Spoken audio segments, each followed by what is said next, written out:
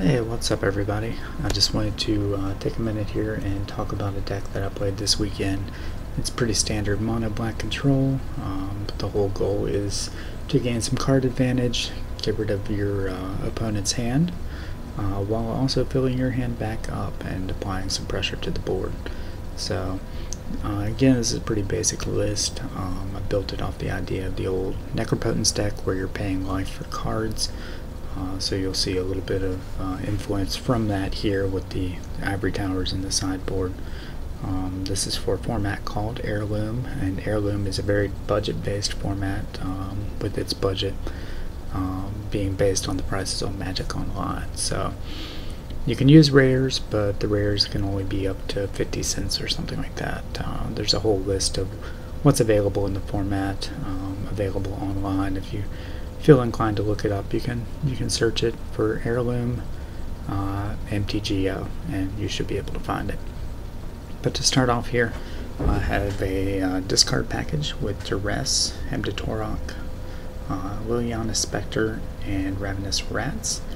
Hypnotic Spectre also counts as discard, but all of these have the effect the turn that you play them. So a lot of times Hypnotic Spectre is removal bait, to be honest. It's going to get bolted if you play it out too early. So playing the Duress first, playing the Ravenous Rats first, gets things out of your opponent's hand before you play the Hypnotic Spectre and secure that lock. Hypnotic Spectre does help with the control matchup because it gets rid of counter spells and allows you to play things in your second main phase without having to worry about what's in your opponent's hand. The removal package I went with was Chainer's Edict and Victim of Night. Victim of Night has very little downside. Non-vampire, non-werewolf, non-zombie creature is pretty much, you're going to hit every creature. There are a few things, obviously, that this will not kill, but for those things we can always side into Echoing Decay, or just use the Edict spells. Chainer's Edict here was my edict of choice because of the flashback. Even though it is sorcery speed, flashback is very powerful and it was very relevant in many of my games.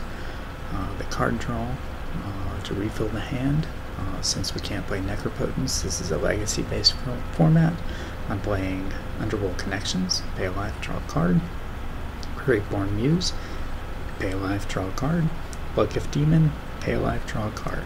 So you only get one card per turn with these, but when you have multiple of them on the board, it's going to feel a lot like you're playing Necropotence.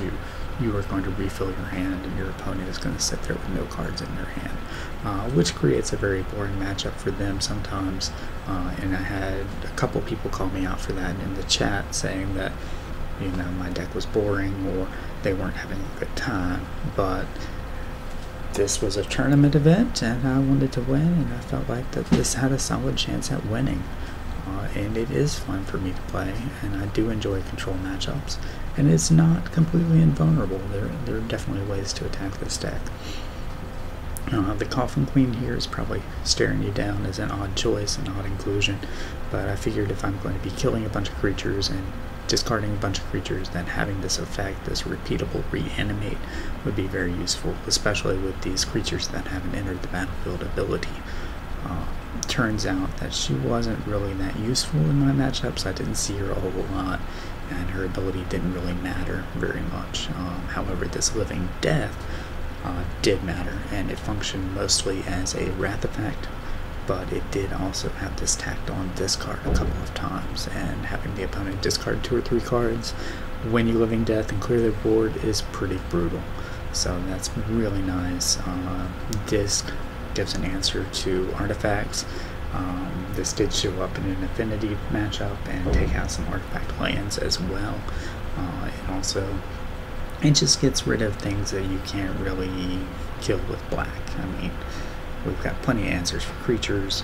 This is a board wipe, a reset button, and it's pretty fantastic.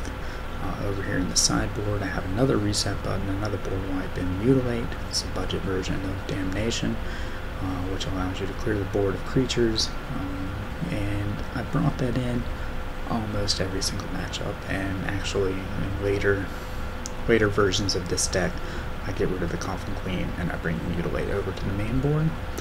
Ivory Tower is here for the burn matchup and any matchup where I feel like I need more life, where things are going very aggro. Didn't really turn out to be very relevant, but I didn't see it either. So I would like to have extra copies of this on the sideboard, just to make sure that I can draw it in the matchups where I need it. Crypt, of course, this is for the Graveyard Strategies, but we also have Bojuka Bog in the main deck, helping with that as well, so I only did 3 Crypts as opposed to a normal 4. The needle here, I don't know how to say that correctly, if it's pithing or pithing needle. It is good for the combo pieces. It gets rid of the Dusk Mantle Guild Mage combo, and it just generally turns off planeswalkers and things that we don't want to be having to deal with Mono Black. Ratchet Bomb deals with tokens and other little things that might come up.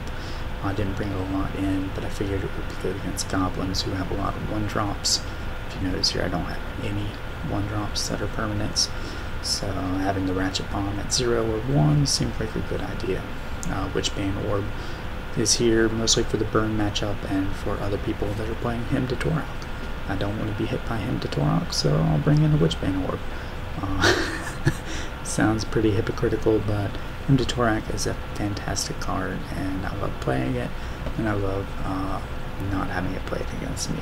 So that's my deck. Let's get into some replays here, and you'll see how it gets to play. Alright, thanks for watching.